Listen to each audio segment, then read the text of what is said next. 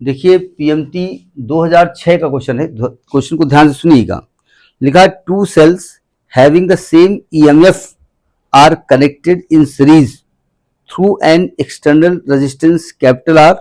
Sales have internal resistances R1 and R2 respectively where R1 is greater than R2। वैसा क्यों लिखा हमको नहीं मालूम। When the circuit is closed, the potential difference across the first cell is zero. The value of capital R he is wanting. Question समझ में कुछ आया कि नहीं आया? नहीं आया, छोड़ो। देखो कह रहे हैं दो सेल्स सेम ईएमएफ की हैं, वो सीरीज में कन्वर्ट जो है जोड़ी गई हैं। हमने सीरीज कनेक्शन पढ़ा था सेल्स का कि सीरीज कनेक्शन में हर सेल का नेगेटिव टर्मिनल अगले सेल के पॉजिटिव से जुड़ता है, यानी इसका पॉजिटिव इसके नेगेटिव जुड़ेगा, इसका पॉजिटिव अगले से नेगेटिव जुड़ेगा। ठीक है, ये दो सेल्स हैं, इनके ईएमएफ सेम है, ये ईएमएफ हो गए। ठीक है, इंटरनल रेजिस्टेंस R1 और R2 है, और ये क्लोज जब है तो ये कैपिटल R रेजिस्टेंस में करंट भेज रही है।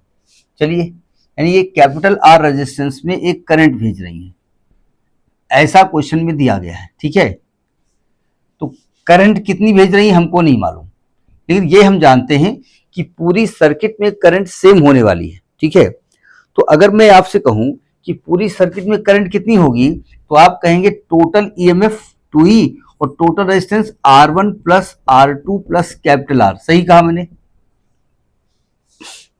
अच्छा, ये क्लोज है, क्लोज का मतलब यहाँ पर जो सेल है, यहाँ जो की लगी है वो बंद है, मतलब क्लोज है, इसलिए हमने वर्ड यूज किया। क्लोज का मतलब करंट फ्लो हो रही है, यहाँ पर ओपन का मतलब होता है करंट जब फ्लो नहीं होती है ना।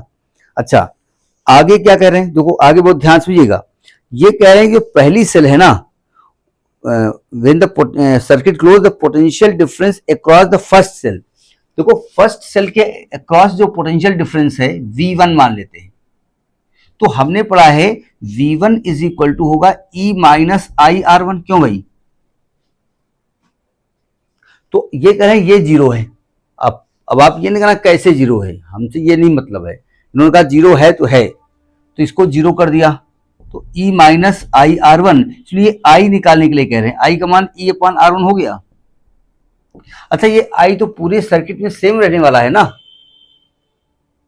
तो अगर मैं इस I की वैल्यू उठा के क्वेश्चन वन में पुट कर दूं, पुटिंग I इन इक्वेशन 1, या तो दोनों I को इक्वेट कर दो, दोनों बातें हैं हमारे पास है। तो I का मान रखेंगे तो आएगा E upon R1 is equal to 2E upon R1 plus R2 plus capital R। E से E कट गया। अब आपसे पूछ रहे हैं कैपिटल R की वैल्यू निकाल लो, मैथमेटिक्स लगा दो, सिंपल सी क्रॉस मल्टीप्लाई करो, तो आएगा 2R1 is equal to R1 plus R2 plus capital R। इसको इधर ले आओ, R1 minus R2 is equal to R। तो कैपिटल R की वैल्यू आएगी R1 माइनस R2। बात समझ में आ गई नहीं आ गई? वो ये जानना चाहते थे कि आपको ये टर्मिनल पोटेंशियल का कॉन्सेप्ट क्लियर है नहीं है, क्योंकि इसी कॉन्सेप्ट से उन्होंने करंट को निकाला, और चूंकि करंट पूरी सर्किट में सेम रहने वाली है, तो इसलिए हमने उस आई का यूज यहाँ कर लिया। ठीक है, तो ये आपका पीएमटी 2006 का क्वेश्चन है, नोट करिए।